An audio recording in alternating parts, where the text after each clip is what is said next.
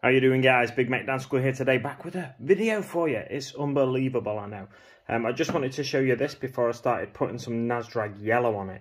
Now, Nasdrag yellow is a contrast paint. This contrast paint here. Nasdrag, I always say Nasdrag yellow. But yeah, Nasdrag yellow is a contrast paint. And I've heard yellow's good over yellow inks and really thin yellows are good over pink. So I've primed this in a number of ways. I say number of ways, I've primed it in a elaborate way.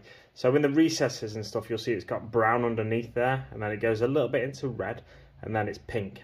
Pink in the areas I want a little bit lighter and brighter. And then on the top here, you'll notice it's like a really pale pink, because I've gone pink all on the outside and stuff, and then I've gone with a dusting of white at the top.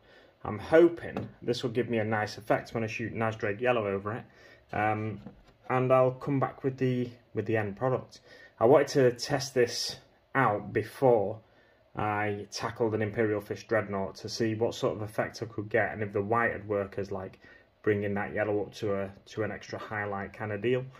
So I'll show you the end result in a sec.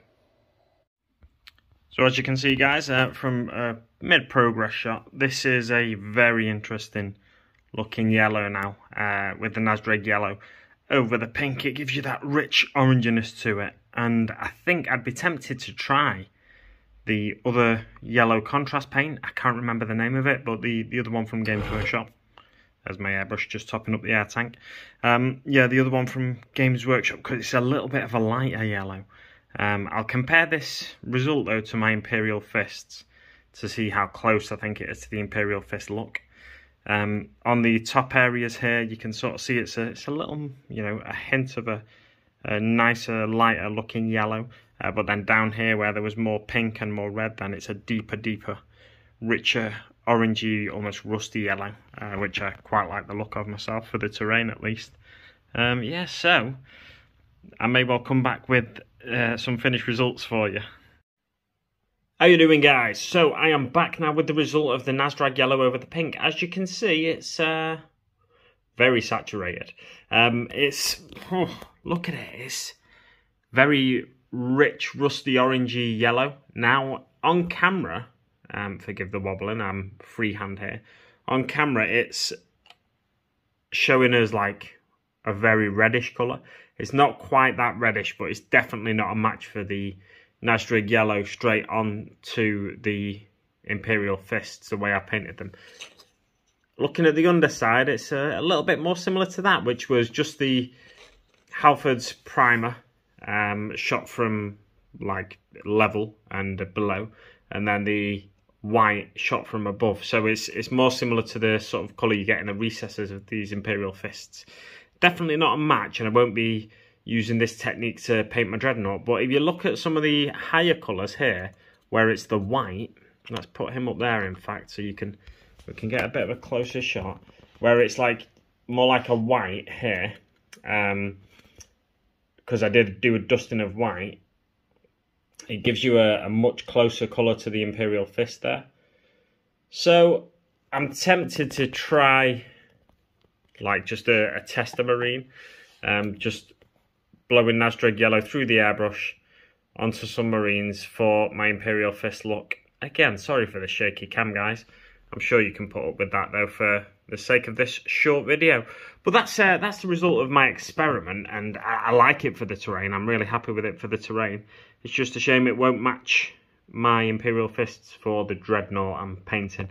What I'm thinking of doing though is also picking up the other contrast yellow. I can't remember the name of it, but picking that up and attempting to spray that over the pink to see if it gets close to those Imperial Fists. Because I just need a quick way of painting this Redemptor Dreadnought, and a smooth way that's not going to mean I have to delicately brush on Nasdrag yellow and hope for the best that it won't pull too much in areas and get too streaky. You know, because if you look close up at these Imperial Fists, just look at this guy's hip plate.